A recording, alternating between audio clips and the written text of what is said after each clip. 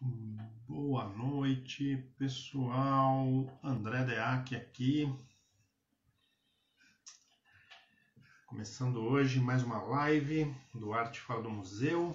Acho que ninguém aí com a gente ainda. Estamos chamando mais seguidores para ver o seu vídeo, é isso aí. Começando um pouquinho antes aqui das 18, que é quando deve entrar Mauro Neri com a gente. Enquanto isso a gente bate um papo, eu vou mostrando algumas coisas que a gente fez. Olá, Tainá! Muito bem. Tainá, que eu convidei para estar aqui com a gente hoje nesse esquenta, mas ela deu uma fugida, então já na próxima live, ou logo mais, ela vai estar com a gente. Bom, a gente normalmente está com o Felipe Lavinhati, hoje eu estou aqui. Nós dois somos sócios aí na iniciativa Arte Fora do Museu e começamos isso em 2011.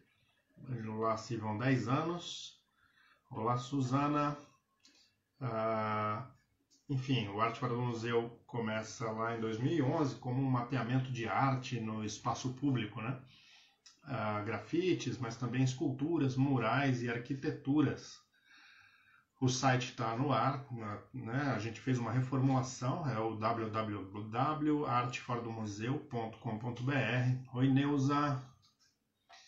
Mauro já entrou aí, muito bem. Já vou até convidar o Mauro, então, para participar deste vídeo.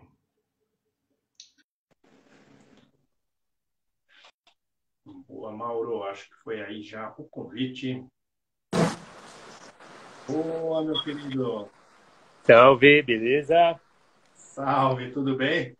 Tudo jóia? Você tá Tá me de ouvindo lado para mim? bem? Tudo certo, você tá de lado. Será que é Tô o de seu lado? celular? Ah, pode ser que você quer virar assim? Melhor? Boa, agora melhorou. É isso? É isso aí. Ah, ok. Beleza, André? Beleza, super obrigado, viu, de estar aí com a gente. Valeu. Tá me ouvindo bem? Eu não sei se eu devo usar o fone, será? Tô te ouvindo ótimo, assim, acho É? que para mim tá funcionando. Você me ouve bem também? Se Tá, preferir colocar o fone, tá bom então, sem o fone. então vamos assim, então. Pô, É, deixa eu fazer uma introdução sua aqui e aí a gente começa o papo. beleza. Bom, eu sou o André Deac, um dos fundadores da iniciativa Arte Fora do Museu, junto com o Felipe Lavinhati. Atualmente a gente tem apoio e consultoria de Rosaura e Dimas P7 também, que tem trabalhado com a gente nessa reformulação aí do Arte Fora do Museu, que é um projeto que existe desde 2011, um mapeamento de obras de arte no espaço público, grafites, esculturas, murais, arquiteturas. E hoje está com a gente uma das pessoas que a gente vem mapeando aí também há um certo tempo, né? Já há uns 10 anos aí, na verdade, o Mauro Neri, o Maurão, né? Que desde 95 tem desenhos e pinturas na rua, assina como catador ambulante, letrista, muralista e educador. Em 2002 se descobriu artista, grafiteiro, pichador. Formado em artes visuais, frequentou a Academia de Belas Artes de Bolonha, na Itália, de 2005 a 2008. Idealizador, co-coordenador e co-curador do Encontro Nigas entre 2004 e 2016. Mais de 10 anos fazendo isso, né, Mauro? E parte dos movimentos Imagem desde 2006 e Cartografite desde 2009. Também mais de 10 anos aí de Cartografite. O tempo passa. A gente viu nascer isso aí também. Obrigado por estar aqui com a gente, viu, Mauro? Super prazer mesmo. Enfim, ter um pouco do seu tempo aí, poder falar um pouco do seu trabalho. Nessa apresentação que a gente fez, faltou alguma coisa? O que você acrescentaria aí nessa sua história aí? É, Que... pois é, vou contando aos poucos talvez, mas ah, falou bem, acho que é sempre assim, né? Quem quer ouvir a minha história fala, você tem quanto tempo? Quanto tempo? Uma história de uma. Então tá ótimo. Ó, primeiro, acho que a gente pode até começar. Eu queria saber mais de uma coisa que eu vi esses dias, que foi a sua exposição lá na Avenida Paulista, né? Parte daquela ah, da União Geral dos Trabalhadores, curadoria do Fernando Costa Neto, e você tem um quadro legal lá, que é um menino negro, né, escrito Veracidade, Vidas, Desigualdades, Vigente. Como é que foi esse trabalho aí? Conta um pouco mais sobre isso aí também. Achei bem bonito lá. Legal, vamos começar por isso então.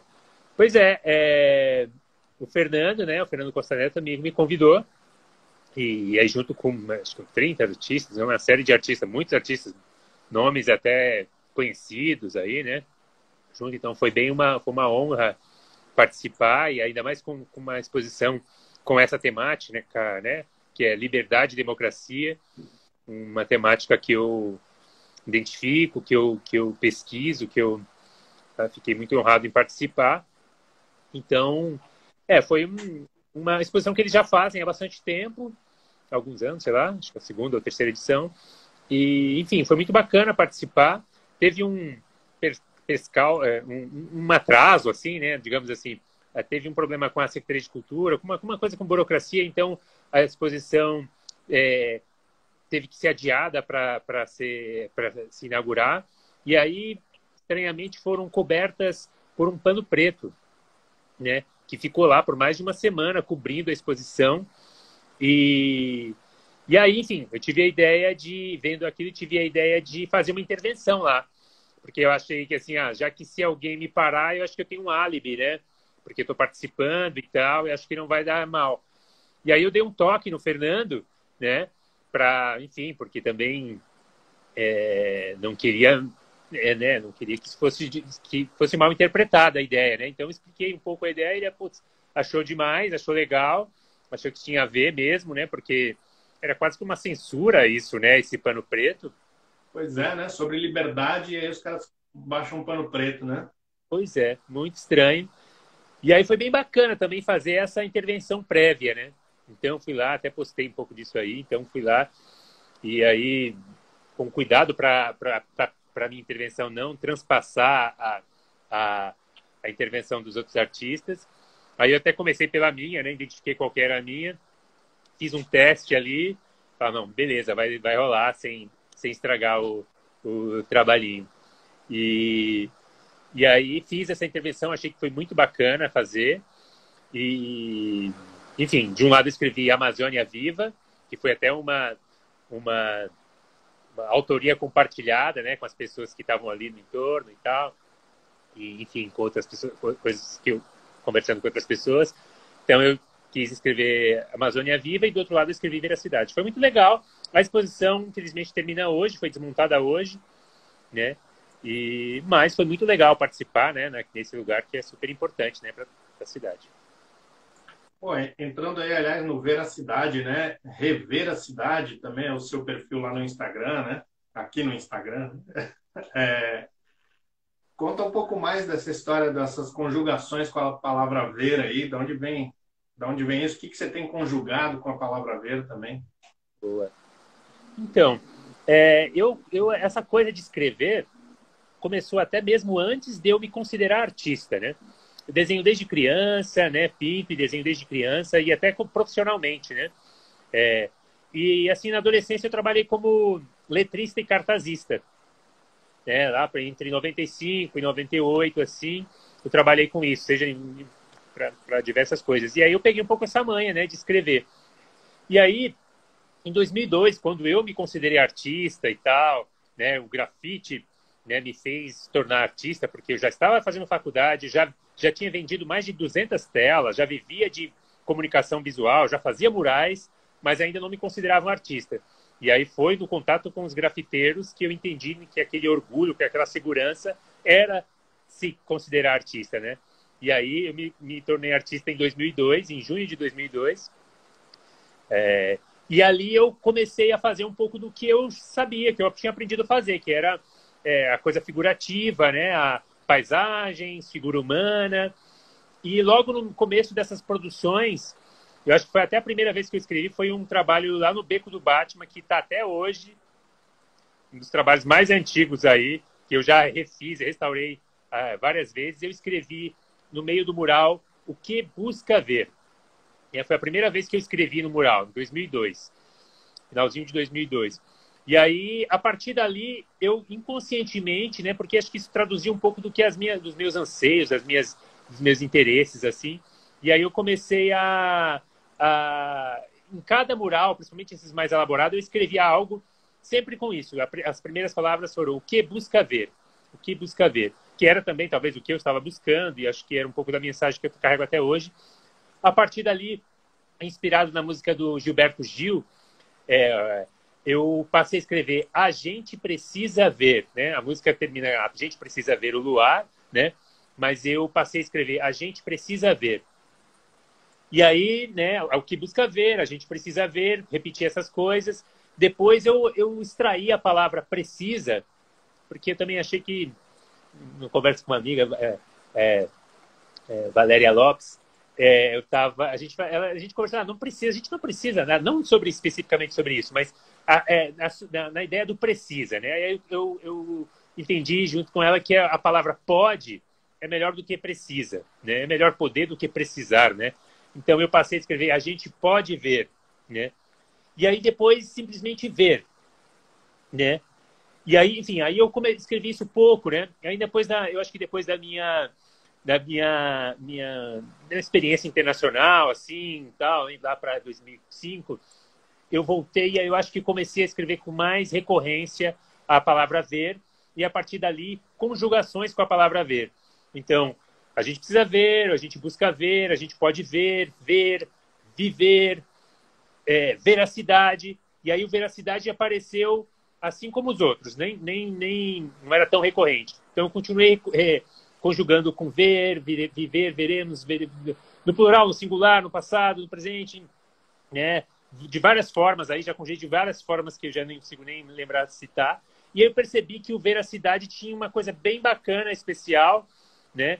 Que era esse sentido ambíguo, né? E de querer dizer verdade, que é uma palavra que eu acho muito importante, que tem a palavra ver na própria palavra, né? E veracidade, que tem esse sentido de olhar, né? Ver a cidade, né? E veracidade quer dizer verdade. Então eu achei que foi muito legal. E aí passei a escrever mais o veracidade, até que o veracidade foi quase tanto quanto o ver. Então eu acho que as palavras que eu mais escrevo é o ver e o veracidade.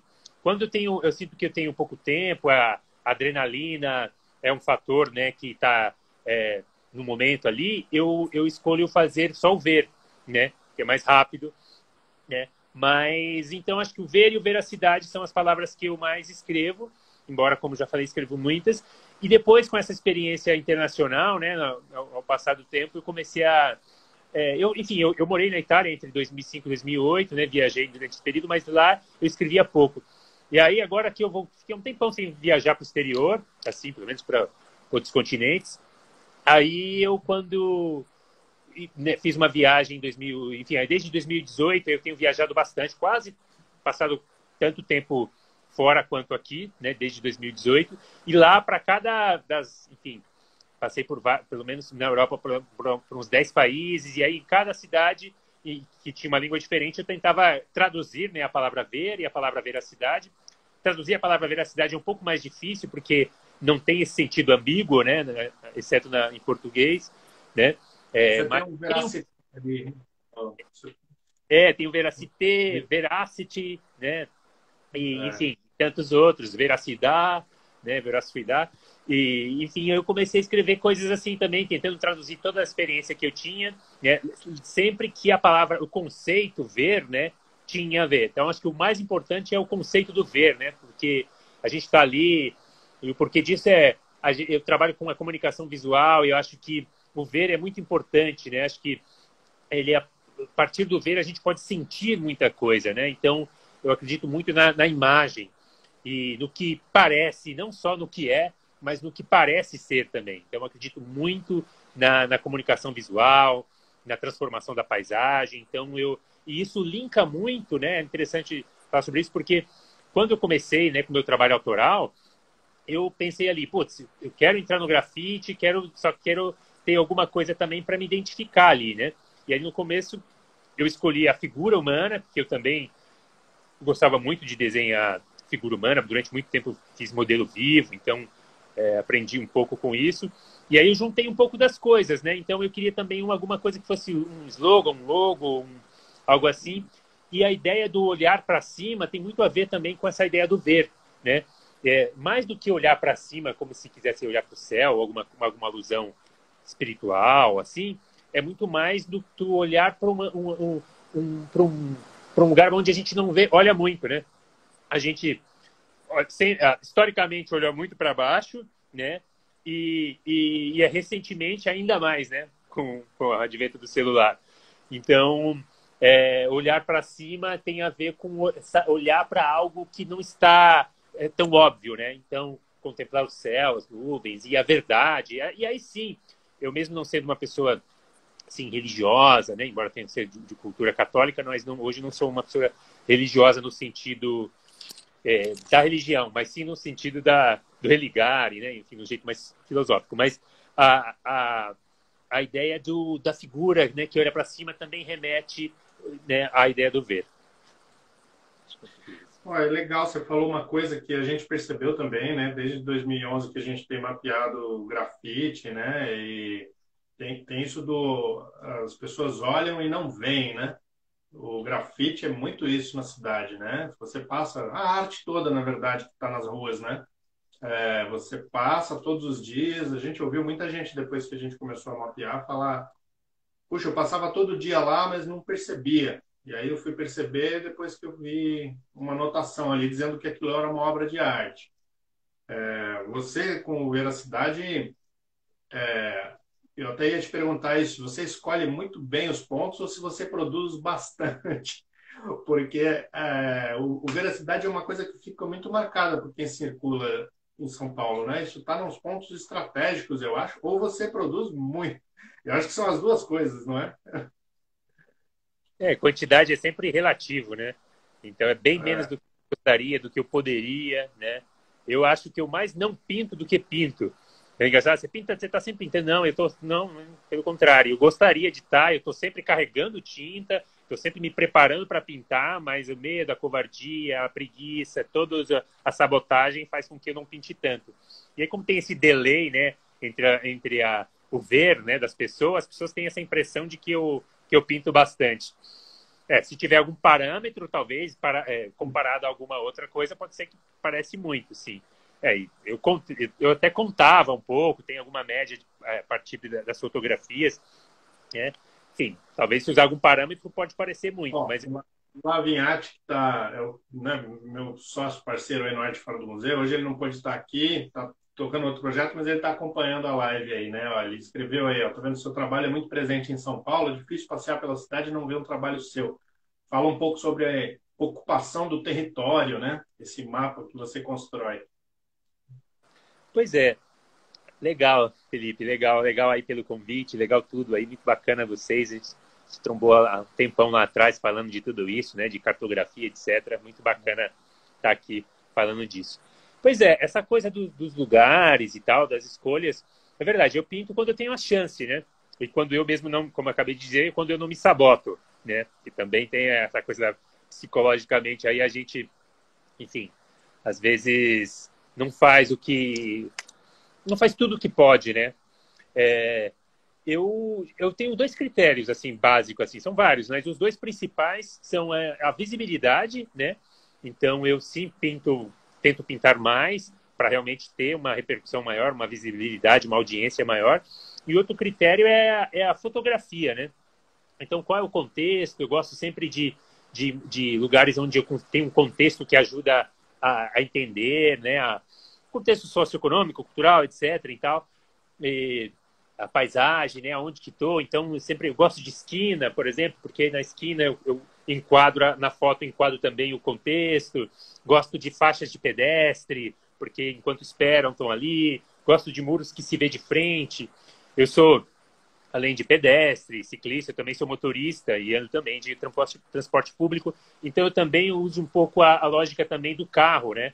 Então, do carro e também, não só, mas também a lógica de quem se olha rápido. Então, eu prefiro uma parede em que você vê de frente do que uma parede que se passa rápido que você não vê. Então, Eu também sempre tento escolher uma parede assim. Isso é um critério que a publicidade usa também, etc.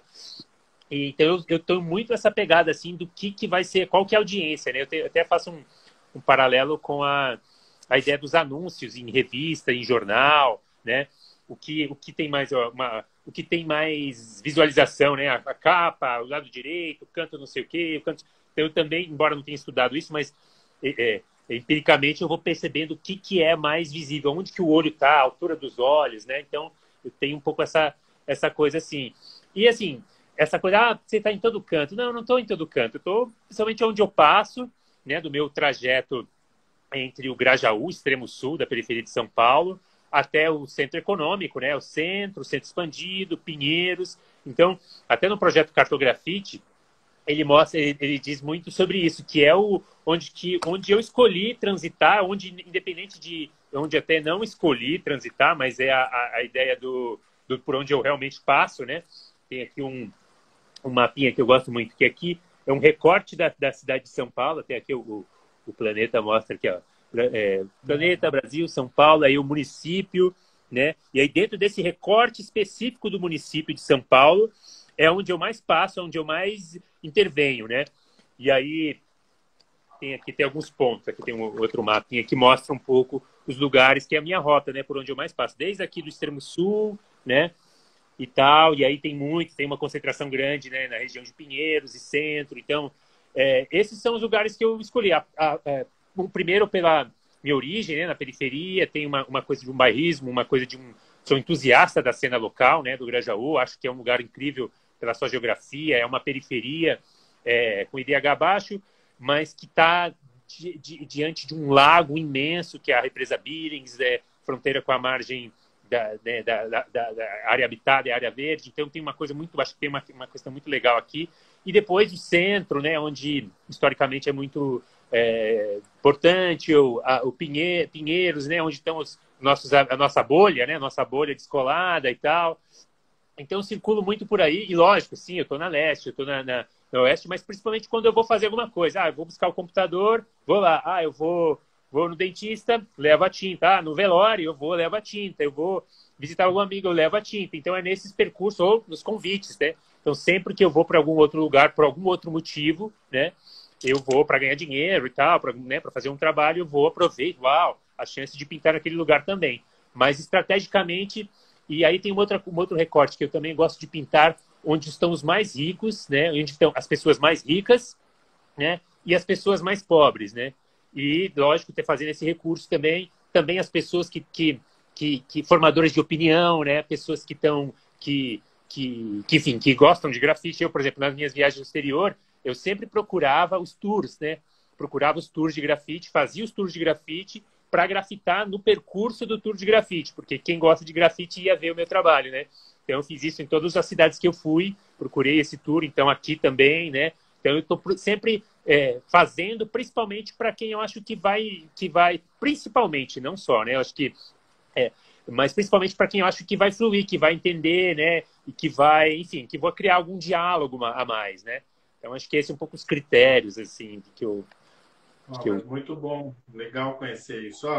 Bom, um abraço para o pessoal que está entrando aí, Sandra, Arthur, Tiago, esses são os últimos que eu estou vendo, mas tinha um comentário aí de Mirs Monstrengo falando para você falar das casinhas amarelas. Eu também estava querendo te perguntar disso. Eu vi, acabo de... Ela escreveu lindas casinhas e tal. Como é que foi essa história aí das casinhas amarelas? Pô, essa é uma pergunta super recorrente. E eu só fui entender por quê quando eu comecei a responder por quê. Porque, engraçado, isso foi muito intuitivo, assim, né? Lá também, em 2002, eu estava ali pensando o que eu vou fazer, né? E tal, meu primeiro trabalho foi até, a minha primeira obra autoral foi até um convite do professor Nelson Screnci, artista plástico também, que dá na faculdade FAMEC, e ele pediu para fazer um trabalho autoral, e aí eu peguei e fiz um casal na margem de um lago, tudo verde, tudo isso aqui. Não tinha nem a pessoa olhando para cima, não tinha casinha, não tinha nem a escrita. Mas a partir dali, eu já começou, o segundo, terceiro trabalho já começou a aparecer uma casinha. E aí eu acho que tinha a ver, eu não entendia muito porquê, mas eu acho que foi muito intuitivo, assim, né, espontâneo. E aí depois que eu fui vendo que era recorrente. né? Ali no primeiro ano, eu já tinha percebido que eu já tinha desenhado várias casinhas, né? E aí as pessoas começaram a perguntar, por que da casinha? Eu falei, boa pergunta, hein? Por que da casinha? E aí fui pensando, né? Pô, aí as respostas que eu encontrei, né? E aí vão somando, né? E vão se acrescentando. E a cada vez que a gente tem a chance de contar uma história, a gente acrescenta, muda, atualiza, né? Então, acho que tem a ver com vários... Olha, né? Olha aí. Eu não ouvi? Quê? Rever a sua história, né? Rever essa história, assim. Eu acho que, assim, primeiro, eu também tive uma... Antes de ser artista, olha só, antes de me considerar artista, embora outras pessoas poderiam me considerar artista, né? Mas eu fui fazer um curso de artes plásticas no Centro Cultural e aí descobri que eu não era artista coisíssima nenhuma, que a arte plástica estava desconstruindo tudo, que eu era somente um bom copista, né? Foi uma grande frustração. Mas a história da casinha teve a ver um pouco também com a minha história como professor, como educador, né? Então, mesmo antes de ser artista, eu já ensinava arte, né? Mesmo antes de usar o spray, eu estava ensinando a usar o spray. Então, a minha história como artista também foi muito junto com uma história como educador também, né? Principalmente a partir da minha fase adulta, eu passei a dar aula e aí tudo isso foi influenciando muito. E nos desenhos dos alunos, e eu tive o privilégio de trabalhar acho que praticamente com todos os grupos, né? Assim, a partir enfim, de crianças, adultos, pessoas com deficiência, menores infratores, terceira idade, etc. E todos, sem exceção, era o desenho a representação mais recorrente era a representação da casa, né? E as pessoas até mesmo dizem, eu não sei desenhar nenhuma casa, né? Mas desenha a casa. Então, todo mundo, o desenho mais feito, acho, talvez da história da humanidade, é a representação da casa. Talvez não seja o mais, né? Mas é um dos mais. Então, a casinha está sempre ali. Então, acho que isso também me influenciou de representar a casa. O outro fator é o fato também de estar na rua, né? De gostar de intervir na rua, mas com a cabeça em voltar para casa, sabe? Então pintar na rua e voltar para casa. E a casa, nesse sentido, representa um lugar seguro, né? Representa um lugar para voltar, representa a família, representa o paraíso, o céu, né? Para os mais espirituais, assim, para os mais religiosos e tal. Mas a casa, para mim, representa a bagagem, a nossa memória, um lugar seguro, né? Enfim, então acho que a casa é isso. E aí eu escolhi isso, né? Eu confirmei isso, já estava fazendo, aí eu confirmei isso também nessa coisa de uma estratégia de marketing, não sei se isso tira o valor da coisa, mas também de ter um logo, né? De ter um símbolo que é reconhecido mundialmente, né? Em qualquer cultura, mesmo nas culturas em que não tem a casa com a cominheira assim, é assim que a gente desenha a casa, né? Mesmo todo mundo desenha casa assim, independente de nem ser tão comum aqui no Brasil, por exemplo. Quem mora em apartamento, né? Fala para desenhar uma casa, mora. Pois é. Então acho que tem a ver um pouco com isso, assim, né? Com um símbolo aí, a cor também, acho que remete a uma coisa mais confortante, né? A casa amarela, embora para cada 100 casas amarelas que eu faço uma de outra cor também. Então também tem casa de todas as outras cores, mas em especial amarela, né? Com telhado marrom e tal. Mas às vezes eu tenho só o preto, faço com telhadinho preto também. Então acho que a casa é isso. E também uma coisa legal aí, né? E tem mais uma coisinha que é a coisa também, mais esse âmbito mais social, né? Que é a casa, né? A luta pela moradia, né?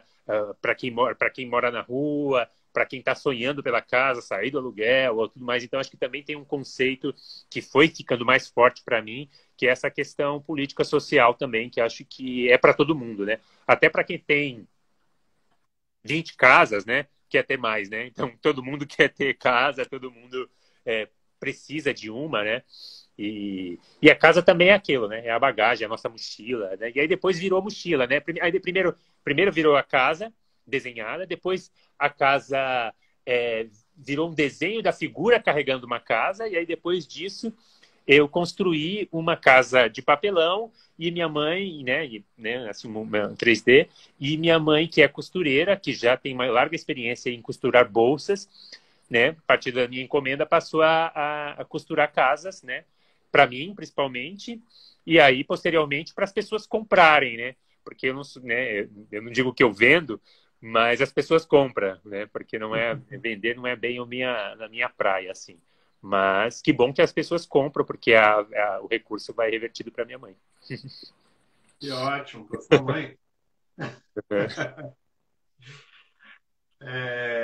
Você falou uma coisa no começo da nossa conversa, eu queria voltar para isso, que é em 2002 você se entende como artista, começa a assinar como artista autoral, né, autor. Como é que foi essa passagem aí? Quando é que você passa a se autorizar, a se chamar de artista e falar, agora eu vou, sou artista? Pois é, muito interessante, muito interessante. Resumidamente, eu acho que, assim, para mim ser artista é ter orgulho. Se resume em basicamente isso. Ser artista é ter orgulho. Orgulho é artista, orgulho é artista. O artista até pode ser um pouco inseguro, mas aí se ele é um pouco inseguro, é um pouco menos artista, né? Porque as pessoas têm uma intenção, uma imaginação que para ser artista precisa saber desenhar, ou precisa ser talentoso, ou precisa ser bom, ou precisa ser reconhecido. Não, a gente está cheio de exemplos que provam o contrário, né? Então não precisa ter talento, não precisa ser bom, nem precisa saber fazer nada para ser artista. Para ser artista, basta fazer isso. Eu sou artista. Você não precisa nem ter feito arte para ser artista, né? Eu acho que artista é só uma coisa. Eu sou, né? Tem a ver com eu sou. E eu me dei conta disso, embora eu tinha um certo orgulho, até os 15 anos, eu me achava o maior artista do mundo, porque eu não conhecia ninguém que desenhava melhor do que eu, né? Então eu achava o cara, né? E depois que comecei a frequentar cursos e tal, e aí eu fui vendo, nossa, quanto que eu ainda preciso aprender. Então, para mim, essa coisa do artista foi muito interessante. Foi realmente ali, né? Depois da faculdade, né? No primeiro ou segundo ano da faculdade, né? Já tendo feito o curso, já estava vivendo de arte, né? Ou de pintura, ou de desenho. E aí foi uma mistura, né? Como eu te falei, teve muito a ver com esse professor da faculdade, né? Que pediu essa incumbência aí o tema era Jardim das Delícias. Aí eu fiz essa coisa aí.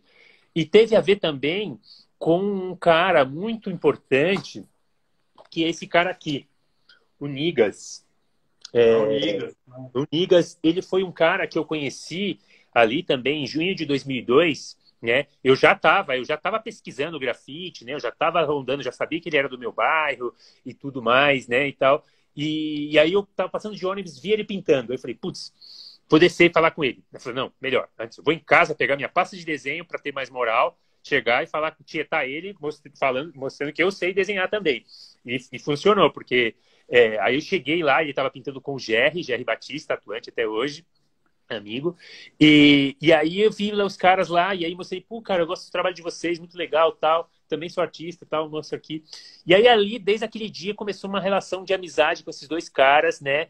Que talvez eu acho que, talvez não, certamente foi o momento mais importante da minha vida, acho que o marco é, mais marcante mesmo da minha vida, que foi realmente começar a fazer grafite, né? E aí, com essa amizade com eles, né, eu comecei a percebendo, principalmente neles, assim, que eu já estava fazendo faculdade, né, e tal, não sei o quê, e dava aula já e tal, de artes, né, por exemplo, mas me achava artista. E eu percebi que esses caras autodidata, né, e tinham essa coisa que era esse orgulho, que tinha essa segurança, sabe? Né? Tem a ver com isso também, com essa segurança de fazer um desenho, legal ou não, mas torto, sei lá, ou imperfeito, e assinar aquilo. Pô, foda. E aí assinar, essa coisa de... Eu já assinava, mas não tinha esse orgulho. Eu tinha orgulho por quando ficava realista. Minha relação com o desenho era essa da perfeição, né? Então, e os caras, meu, distorcia tudo. E, porra, cheio de orgulho. O Nigas mesmo até foi um pouco snob, né? Ele era mais artista, né? Sempre foi mais artista, né? Me perdoe o Jerry, mas sempre foi mais artista do que o Jerry, muito mais humilde, né? Me tratou super bem e tal, não sei o quê. Enquanto o Nigas, super orgulhoso, assim, sabe? Tinha uma pose mesmo, tal, não é uma arrogância, né? Mas eu até comecei a entender essa coisa da arrogância, assim, né? Que pode ser arrogante até pegar bem, né? Só fica ruim quando o cara não tem nada para ser, né? E aí o cara, né, tipo, esse orgulho. Então, acho que esse momento me fez entender isso, sabe? Era desenhar, então eu usei toda essa técnica que eu tinha aprimorado, né? Até lá, até nesse, sei lá, 15 anos, né, dos 5 anos até os 20, assim, eu tinha aprimorado muito o desenho e tal. E aí eu usei tudo isso e aí comecei a me soltar mais e tudo mais. E aí foi direto, do primeiro grafite, né? Assim, sabe, de lá para lá foi tudo isso. E aí, chegando na cena com esses caras, né, já cheguei também com moral, né? Aí os caras me levaram lá para Vila Madalena, né, lá para Meca, lá para o Beco do Aprendiz, né, era conhecido assim, onde tinha uma super cena acontecendo e tal. E, e, e aí eu falei, putz, meu, é isso que eu quero ser, é isso que eu tô sendo, é isso. E aí, apaixonado, foi uma coisa realmente apaixonante, assim, de todo dia pintar e de sair só pensar nisso, era uma coisa muito obsessiva e eu acho que até hoje eu sou obcecado, né? Uma coisa obsessiva mesmo. Talvez essa coisa, porque esse parâmetro que as pessoas acham que é quantidade, que pinta muito, tem a ver com essa obsessão. Eu realmente sou obcecado, né? Não sei se essa palavra é pesada, pode ser até pejorativa, mas de fato eu penso muito nisso, eu quero fazer muito isso. Quanto mais eu pinto, é outra coisa. As pessoas até perguntam, o que te leva a pintar? Né? Ter pintado. Né? Quanto mais eu pinto, mais eu quero pintar. Né? Então, às vezes, essa sabotagem, às vezes, se eu ficar muito tempo sem pintar, eu realmente posso acabar parando. Mas se eu diminuir esse intervalo, eu tenho certeza que eu vou fazer isso para sempre. Pô, muito bom. Você falou uma coisa aí também sobre que tinha uma outra pergunta aqui também nessa linha sobre educação de arte, né? Você é um educador também, né? Você trabalha com ensino de artes. É, você disse que a gente tem essa visão de que a arte é essa coisa mais renascentista, né? Desenho bonitinho. E aí muita gente olha e fala, ah, mas isso não é arte. Como é que você vê isso? Né? Como que você ensina isso? Como é que você trabalha isso? Ou como é que você vê o ensino da arte nas escolas? Queria que você falasse um pouco dessa área aí, mais educação. Boa, boa. Bem interessante essa coisa. Foi, acho que, primeiro, sem falar disso, sem falar dos professores que eu tive também, eu acho que também faz todo sentido, né? Eu tive muito um privilégio, mesmo sempre estudando em escola pública e tal, eu tive o privilégio de ter bons professores, né? Pelo menos a grande maioria, assim, que eu gosto de lembrar. É, e eles foram muito influentes. Para mim, o primeiro, o professor Genivaldo, um cara, um homossexual que morreu de AIDS lá né, 30 anos atrás. E, e, e me influenciou muito, né? Ele nem acreditava que eu desenhava aquilo, ele era até meio provocativo, é você que faz e tal, não sei o quê. Ele me influenciou muito, que foi sempre essa figura, né? Super excêntrico e tal. Então, acho que ele me influenciou um pouco muito nesse sentido.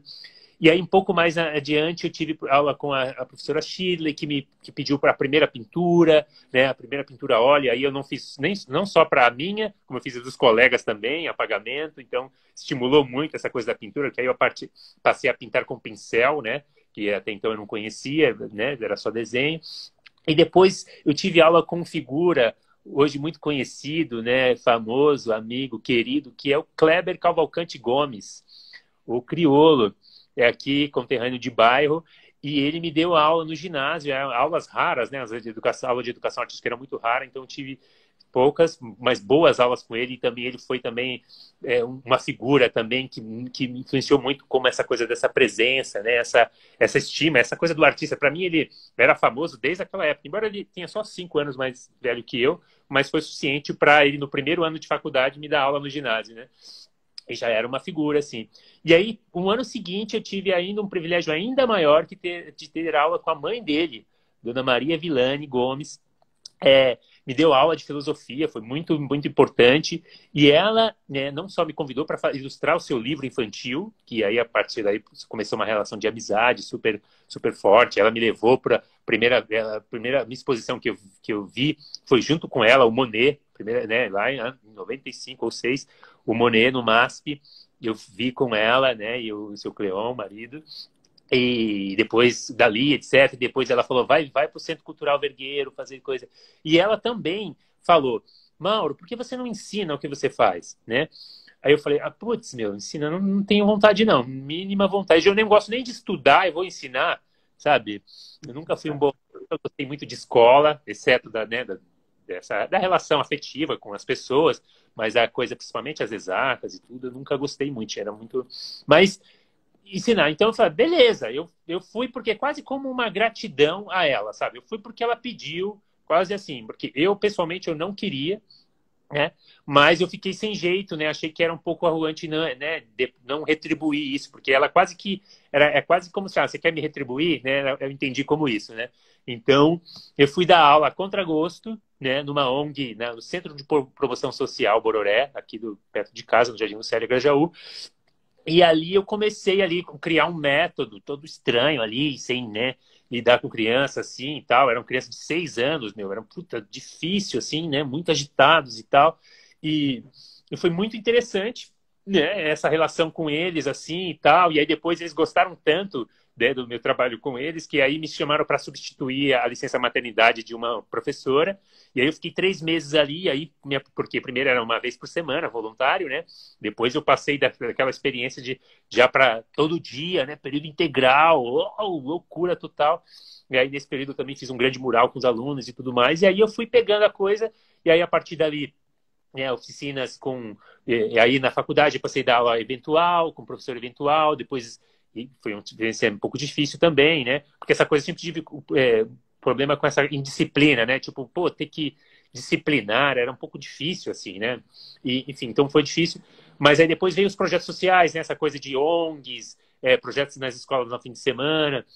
Então eu me vi ali, né, nessa coisa do jovem, assim, aquele garoto que eu era, assim, né? Então eu me identificava naquele menino, naquela criança de periferia ali, com pouco acesso, né, com poucas oportunidades. E aí eu percebi que ali era uma chance, né, que eu tinha de fazer uma diferença, de fazer algo legal, né, que pegava bem, né? Eu tipo, não só era bom, né, que era gratificante, mas eu também entendia como isso era uma coisa de status. Eu passei a entender que ser professor é um puta status, né, uma puta moral, uma coisa, né, embora não é tão visto assim e tal, mas eu tenho essa, desde sempre eu tinha essa lógica, que professor era alguém foda, assim, né. Então, mas isso me motivou, assim, a seguir nisso. E aí eu fiz isso durante muito tempo, faço até hoje, mas aí fui diminuindo um pouco essa coisa mais em projetos pontuais, né? Projetos que, né, até da própria nossa associação, nossa ONG que a gente montou, né, o Imargem, né? E então passamos a lidar muito forte, assim, com a educação, né? Principalmente nesse território, mas para além disso, né? Tive também essa experiência no exterior também, na Itália também. Foi muito legal dar aula para aqui deficiente, para velhinho, para menor infrator. Foi muito, muito interessante também essa coisa. E que me tornou foi interessante, foi a minha primeira fama, né? Foi a minha primeira relação com a fama. Porque todo professor sabe que ser professor é ser famoso, né? Porque você lida com centenas ou milhares de pessoas, né? E para sempre você vai ser professor. Então, circular pelo bairro, por próximo das escolas em que eu trabalhei, é sempre, ei, professor. Até quem não teve aula comigo me chama de professor, né? Então, tem essa coisa também desse status, assim, que lógico, tipo, ao mesmo tempo tento colocar a humildade, assim, mas ao mesmo tempo eu também sou um artista e por isso eu sou orgulhoso, embora não sei se sou um bom professor, mas eu tenho orgulho de ser, mesmo não sendo tanto hoje em dia. E eu acredito, assim, só para pensar no conceito da coisa, eu acredito muito nessa coisa da importância, né? Eu acredito que minha ideia, meu objetivo ao longo da minha vida, fazer com que as escolas ensinem pichação. Eu acho que a pichação tem que ser uma disciplina, né? Assim como o grafite tem que ser uma disciplina dentro da sala de aula, porque a repressão, a pichação, faz com que esses caras fiquem ainda mais audazes, que é interessante, né? Mais audazes e tudo, e procurando... É aquela coisa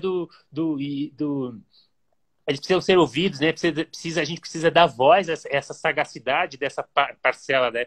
Desses jovens que têm essa coragem para se arriscar, né? Para fazer isso. Lógico, ancorado um pouco na vaidade também, mas sobretudo, né, nesse pertencimento de ser, né? De não ser negado a sua voz. Então, acho que o grafite, né? Como o infografite, que também é um projeto que a gente tem, assim, que seja uma ferramenta de educação mesmo, assim, né, para que a gente possa aprender para além dos muros, né, da escola, né, nos próprios muros da escola e além, né. Então acho que convivendo com a arte, né, convivendo com informação, a gente vai aprender sobre arte, sobre informação, sobre cidadania. Então acho que as coisas que a gente lê nas ruas podem complementar, né, os livros e, sobretudo, a mídia, né, que também, em especial a propaganda, né, que às vezes deturpa e estimula tanto, influencia tanto a gente. Então, eu acredito muito que a pichação,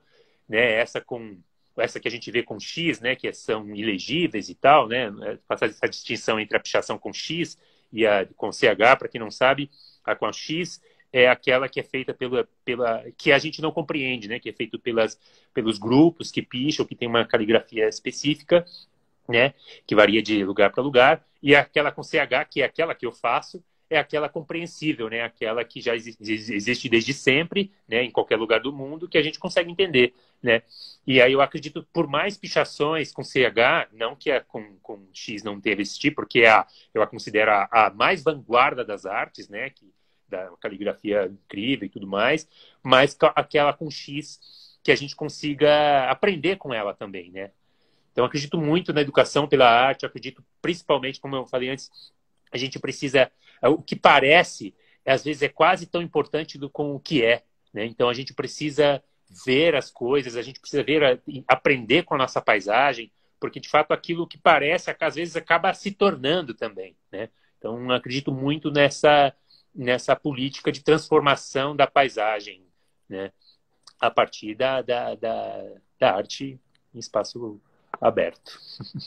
Sensacional, Mauro. Você já fez até uma amarração assim. Eu estava para te perguntar assim sobre essas figuras atrás de você, né? Consciência negra e a repressão que você tem sofrido também, tipo, desde sempre, né? Estar na rua, eu acho que é fazendo picho, fazendo grafite, fazendo arte também é ser alvo de repressão, mas sobretudo negros, periféricos, né? Queria que você falasse como é que foi isso, como é que você lida com isso e onde que a arte, o picho, tem aí sua representação. Eu acho que o Veracidade, a leitura que eu faço é muito também bem particular, mas assim, né, ver a cidade é olhar, né, e ver as pessoas invisíveis, né? O que você olha quando você olha a cidade, né? O que você vê, onde estão os invisíveis que a sociedade quer manter invisível, né? E aí o grafite e o picho se inserem bem para dar visibilidade, né? Mas queria que você conceitualizasse aí, enfim, falasse desse pessoal atrás de você aí, te Boa. dando um sustento. Eu vou precisar. Puta, minha cola não tá aqui, eu tô morrendo de vergonha, mas eu esqueci desse cara aqui, que é um africano, super importante. Se alguém se lembrar, pode falar. Mas, enfim, era um militante, assim, né? Tipo, um revolucionário da educação, né? Aqui a gente tem a Carolina de Jesus, né, escritora, e Lélia Gonzalez, né? Professora, né? Filósofa e tal. Esse trabalho aqui é a autoria do meu irmão, Wellington Neri, né? Que tem também essa pesquisa aí, tá, né? De retratar essas figuras negras e tal, que ele tem feito isso com stencil, com lambe, por aí, com os infografites e tal. Eu devo muito também essa consciência também a ele, né? Que é um irmão 3 anos mais novo, mas que também é artista, que também é ativista, só que a nossa principal diferença é que ele é um ativista artista e eu um artista ativista, né? Ou seja, só porque a gente tem esse foco assim. Essa questão é muito interessante, né? Sobre, né? É muito interessante pensar um pouco nisso, porque eu acho o seguinte. Eu acho até eu tenho até um orgulho e vergonha ao mesmo tempo de se assumir, né? Como um racista. É muito louco. O racismo é algo que é quase que inerente à nossa sociedade, né? A gente não consegue nem perceber, né? É difícil, impossível não ser racista, né? Vivendo, crescendo numa cultura como a nossa, né? Eu sempre né, eu sempre idealizei a menina desde a infância, né? A menina branca e tal, a menina dos sonhos, né? Lógico, é muito justificável, né? Inspirado na TV, o que eu via pela TV, né? Eu sempre percebi isso e não tive também, né? Por vir de uma família humilde, assim, né? Assim, nunca teve essa questão dessa consciência, dessa discussão, né? Tenho um avô que tem orgulho de ser descendente de quem tem escravos, né? Ele é descendente de escravizados, mas ele lembra com orgulho de ter tido escravos, né? Os seus antepassados. Então, tá muito inerente, né? Quase como assim, é como a água, né? É muito difícil a gente separar disso, né? Então, eu me considero, né, um racista em evolução, alguém que está trabalhando diariamente para isso, né? Eu percebi, né, que a maioria, né, das figuras que eu representei é,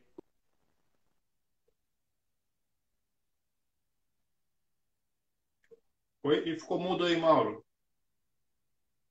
Tá ouvindo aí? Acho que ficou mudo o seu mic. Fala mais um pouquinho aí. Enquanto você vai voltando, eu vou testando aqui para ver se você me ouve. Caiu o áudio. Testa falar alguma coisa aí, Mauro. Acho que foi a internet tua que caiu, hein? voltou, voltou. Agora voltou, Acho que beleza. podia ter sido voltou. Bom, então, falando aí sobre essa coisa dessa temática, né, do racismo, que gradualmente foi, eu estava dizendo que eu historicamente representava também pessoas negras, pessoas indígenas também, mas numa proporção muito menor do que as pessoas que pelo menos pareciam brancas, né? Pelo menos eu sempre gostei de fazer os cabelos avoaçantes e tudo mais, né? Que poderiam ser indígenas também, mas eu sei que eu reconheço que eu desenhei pessoas que pelo menos que parecem, até as figuras que eu represento, elas não, a priori, elas não têm sexo, elas não têm, não, são seres, né?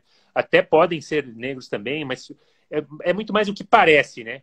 É igual a gente, né? Tem gente que parece que é branco e se considera ou se diz negro, e o contrário também. Então tem muito essa coisa, parecer também conta muito. Então, essa consciência, né, eu fui tomando gradualmente, né, principalmente com privilégio também, né, eu sempre fico pensando muito, né, lógico que sofri, lógico, né, como deve se imaginar, sofri muita discriminação e tudo mais, mas eu nunca escolhi reparar nisso, nunca escolhi, né, era sempre mais defendido por outros antirracistas, né, algum amigo branco estava muito mais incomodado com a minha, né, de eu ser discriminado diante dele do que eu mesmo, né. Eu nunca tive muita coisa, eu fico pensando um pouco como com empatia, né? Pô, essa pessoa deve ter, primeiro, a educação que ela teve, de repente é um trauma, infelizmente, talvez ela teve tido uma experiência ruim com alguém que não era branco igual ela. Enfim, então, eu sempre tive essa coisa da empatia, assim, né? Tipo, de entender, né? De por quê. Nunca tive essa coisa de ódio, fogo, a racistas, eu nunca. Acho que eles precisam mesmo é de amor. Os racistas não está faltando é amor, é por isso que eles são assim. E então, eu acho que eu fui tomando essa consciência gradualmente, né? Então, tudo isso, todos esses eventos, então, foi me incorporando e tal. Eu tenho escolhido agora, né, com razão. E esse ano foi muito especial, né? Eu já vinha fazendo isso gradualmente ao longo dos anos, mas essa coisa do infografite, do que dizer, né? Esse fenômeno aí da pandemia foi uma coisa muito importante, porque eu pensei um pouco do que o que realmente importa, né? O que realmente importa, né? A vida realmente importa. E aí a gente, quando pensa que a vida realmente importa, pô, que vidas são essas que estão mais vulneráveis e tudo mais, né? E aí, para mim, a questão não é nem, né? Eu digo, até tem uma frase que eu coloco, talvez ela não seja tão bem interpretada, né? Mas mais do que vidas negras importa, vidas pretas importa, que eu também escrevo, que eu também repito, não é, e também não é uma negação às vidas brancas, mas o que eu digo é vidas não brancas também importam, né? Porque às vezes não se trata só do que é, mas é o que não é também, né? Então também tem essa coisa também de, de coisa. Então talvez esse meu lado racista seja um pouco de se reconhecer como branco também, sabe? De alguma forma sentir algum tipo de privilégio ou dessa coisa retinta, né, e tal. Então é algo que eu tenho trabalhado muito. Eu acho que como eu digo, eu tenho orgulho e vergonha disso, né? De me considerar machista, de me considerar orgulho de assumir, né? Deixando bem claro, orgulho de assumir e vergonha de ser, claro, né? Mas eu sinto que eu tenho trabalhado muito isso e eu sinto eu sinto que eu sou um servidor, né? O que eu faço é um serviço. E aí eu acho que o meu serviço um serviço público, então que eu acho que eu sirvo para isso também, né? Para ecoar mais essas vozes e tal. Então, isso pensar e é de acordo com as boas influências, né? O meu privilégio, né? da minha bolha, né? De estar sempre sendo convidado para projetos interessantes, estar sempre sendo convidado por pessoas legais, de professores legais, de um irmão maravilhoso que também me ensina muito, né? Sobre essa consciência e tantos outros, né? Tantas outras pessoas, né? Então, me sinto também um ativista que tem uma função, né? E independente de estar recebendo ou não, tô fazendo o que eu acho que eu mais posso, que o melhor fazer. Então, sempre, enfim, não sei se eu consegui responder um pouco disso, né, e tal. Super. Puxa, Mauro, na verdade está dando 1 hora aqui já. Eu já deixo aqui um super agradecimento pela aula, um super prazer conversar contigo assim. Espero que a gente tenha a oportunidade aí de fazer várias outras coisas junto. Já deixo aqui um pré-convite, a gente vai bater mais um papo contigo para alguns projetos aí. Fica o convite ao vivo, o Laviati está mandando aí, um convite para a gente fazer algumas coisas junto aí. A gente está reunindo umas parcerias e você é primeira linha aí para a gente pensar coisa junto, projetos aí para frente. Só tenho a agradecer aí, Mauro. Foi muito, muito bacana a aula aí contigo, todo mundo aqui comentando bem. Que E, legal. cara, se você quiser deixar uma última mensagem aí, concluir algum pensamento, passou ligeiro, a Maga falou aí. Pois é, não, eu tenho a agradecer pela essa oportunidade. É sempre uma chance, né? O que a gente faz muito o contexto, né? Às vezes favorece. Lógico que a gente busca por algumas coisas, mas assim, o contexto é muito propicia, né? Então, fico muito agradecido de poder compartilhar um pouco esses pensamentos, de refletir, né? Mais uma vez sobre isso. Acho que cada reflexão, conversa, aprimora o nosso discurso, né? E tal.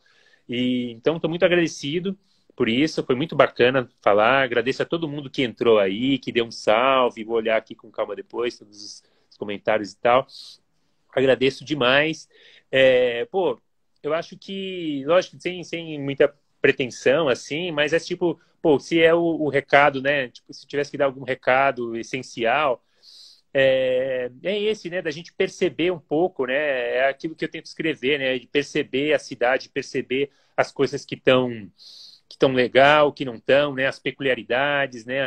As injustiças, né? A gente não simplesmente olhar, né? Mas a gente ver realmente, perceber as coisas, tentar, acho que uma palavra que eu gosto, disse aí, mais uma vez, a empatia, né? Exercitar a empatia, né? A gente somos mais semelhantes do que diferentes, mas a gente sempre prefere se separar né, você está sempre acusando, sempre nessa época eleitoral é muito louco isso, né? Por que esses candidatos todos não se juntam e faz cada um o que está falando, né? Que vai fazer, né? Por que eles preferem atacar? Porque lógico, pô, tão. Acho que a gente tinha que falar mais mal da gente mesmo, né? Assim como eu fiz aqui, né? De me assumindo racista e machista, e deixar que os outros falem bem da gente. É tão mais legal quando a gente ouve alguém falando bem de outra pessoa, né? Pô, faça o exercício, né? Pô, vamos falar que o Bolsonaro é autêntico. Olha que cara autêntico, né, mano? Porra, é um figura, é engraçado, né? Pô, e... então, enfim, deixa, né? Tem Será tanta que gente. vai fazer autocrítica? Pois é, né? É um pouco difícil, eu imagino. Mas, enfim, é, é, eu acho que a gente tem que pensar nisso e é aquela coisa, né, da resiliência, né? Acho que o Brasil ensina muito isso para nossa cultura, né? Que tem tanta dificuldade, a gente consegue com criatividade fazer uma limonada, né, dos limões, né? Então, obrigado. Obrigado de novo, Mauro. A gente deixa essa conversa disponível lá no site arteforadomuseu.com.br e ela vira um podcast também que fica disponível no Spotify lá. A gente tira o áudio e publica esse papo lá no Spotify como podcast. Uhum. Para quem quiser, depois você espalha também. A gente vai espalhar pela rede aí. Isso aí. Obrigado, Mauro. Obrigado a todo mundo que acompanhou. Obrigado. Super abraço para vocês. Obrigado, André. Obrigado a todos. Valeu. Saudações, Valeu. gente. Força.